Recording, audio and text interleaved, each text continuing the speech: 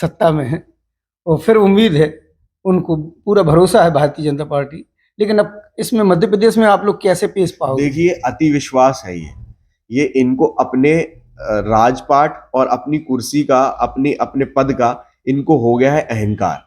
इनको जनता लगने लगी है प्रजा और ये हो गए हैं राजा।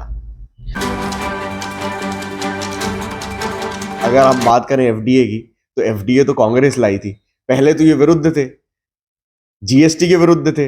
ऐसा भाई, बीजेपी सरकार पूर्ण रूप से विरोध में थी, जीएसटी के विरोध में थी, एफडीए के विरोध में थी, मनरेगा के विरोध में थी। जो भी आम जनमानस तक पहुंचने वाली जो भी सुविधाएं सरकार मुहैया करा सकती है, इन सुविधाओं के विरुद्ध थी ये। अब ये उसके पक्ष में आ गए। अब वो जब सत्ता में आए तो उनको खुद अब कुछ तो देना पड़ेगा जनता को लुभाने के लिए।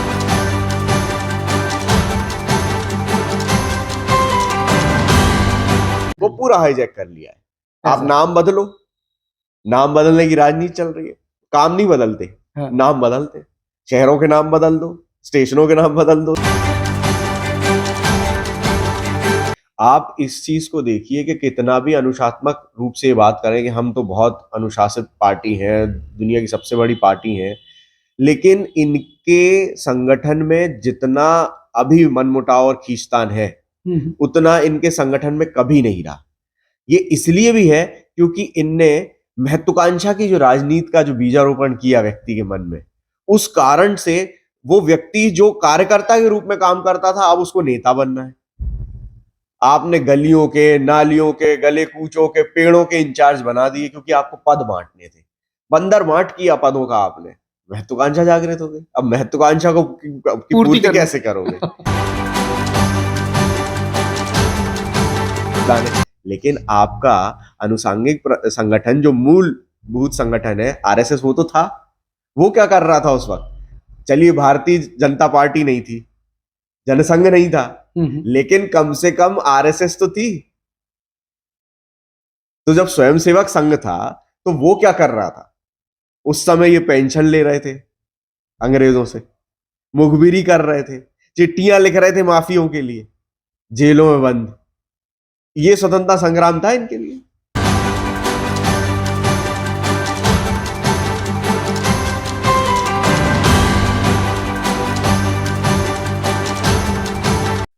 नमस्कार, मैं हूं इम्तियाज चिश्ती और इस वक्त जो शख्सियत हमारे साथ मौजूद है, मध्य प्रदेश कांग्रेस कमेटी के प्रवक्ता रोहित नायक जी, जो एक कांग्रेस की मुहिम लेकर चले हुए हैं। इस वक्त दमोह प्रवास पर आए हुए हैं।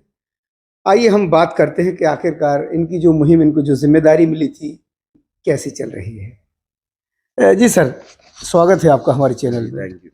जो एक मिशन लेके चले थे, आपको प्रदेश कांग्रेस कमेटी ने आपको एक जिम्मेदारी दी थी। हमने देखा है कि आदमी, जो आम जनता है, उसके हृदय में बड़ी एक घुटन है, बेचैनी है। किस चीज को लेके घुटन है लोगों में? आपने संवाद तो किया होगा। अब आदमी समहाउ क्या होता है कि जब आप बहुत समय सत्ता में रहें तो एक आपके विरुद्ध एक कम्बेंसी बिल्ट हो ही जाती है। अब वो जो भाजपा के विरुद्ध जो कम्बेंसी बिल्ट हो चुकी है, वो जो उनकी जो पूरी कार्य प्रणाली है, जिस तरीके से वो जनता तक अपनी बात पहुंचा रहे हैं, अब जनता उस बात से इत्तेफाक नहीं रख रही। अब वो जुड़ नहीं पा रही जनता उस बात से, क्योंकि समहाउ मुझे ऐसा लगता है कि कहीं ना कहीं जो भी कार्यक्रम निर्धारित किए गए 17-18 साल में भाजपा द्वारा, वो आम जनता तक उस तरीके से पहुंचे नहीं जिस तरीके से ये बताते हैं, प्रचार प्रसार करते हैं, हमने बात पहुंचाई, हमने ये सुविधा दी, हमने ये कुटीर दी, हमने ये नल कनेक्शन दिया। जो आम सुविधा है रोजमर्रा की जनता तक पहुंचने वाली, वो जनता तक पहुंची नहीं है। और ये इस बात को जिस तरीके से प्रसारित और प्रचारित करते हैं, वो बात अब जनता को समझ में नहीं आ रही है। तो अब जनता जो है बदलाव चाह रही है पूर्ण रूप से, और ये बात जब हम वहां पहुंचते तब हमको ये महसूस होती है। ऐसा जी। अब तो एक नई योजना भी आ रही है कि उसको अनाज भी फ्री प्रधानमंत्री जी करने वाले हैं 2023 तक। देखिए, वो तो पहले से ही चलता आया है। अगर हम बात करें एफडीए की, तो एफडीए तो कांग्रेस लाई थी। पहले तो ये विरुद्ध थे, जीएसटी के विरुद्ध थे। ऐसा भाई, बीजेपी सरकार पूर्ण रूप से विरोध में थी, जीएसटी के विरोध में थी, एफडीए के विरोध में थी, मनरेगा के विरोध में थी। जो भी आम जनमानस तक पहुंचने वाली जो भी सुविधाएं सरकार मुहैया करा सकती है, इन सुविधाओं के विरुद्ध थी। अब अब ये उसके खुद ही- पक्ष में आ गए। अब वो जब सत्ता में आए तो उनको अब कुछ तो देना पड़ेगा जनता को लुभाने के लिए।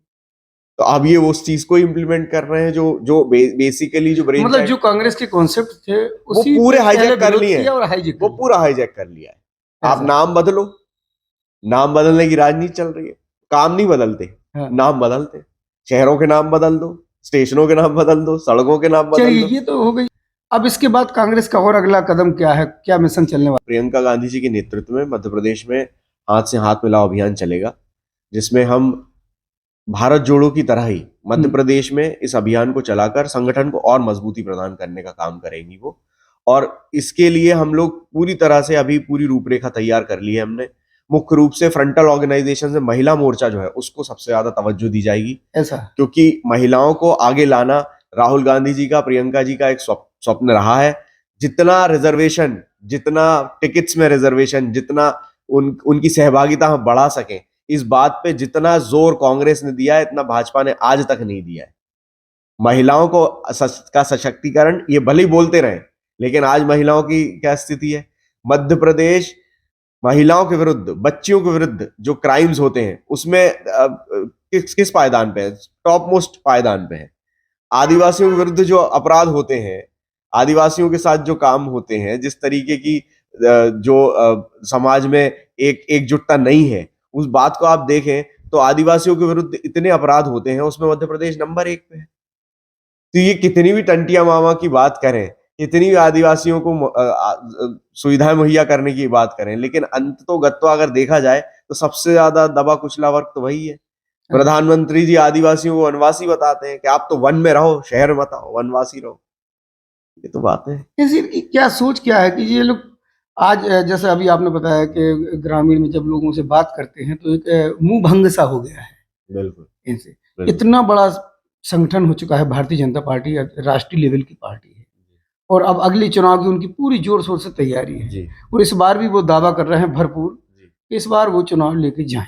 आप इस चीज को देखिए कि कितना भी अनुशासनात्मक रूप से बात करें कि हम तो बहुत अनुशासित पार्टी हैं, दुनिया की सबसे बड़ी पार्टी हैं, लेकिन इनके संगठन में जितना अभी मनमुटाव और खींचतान है उतना इनके संगठन में कभी नहीं रहा।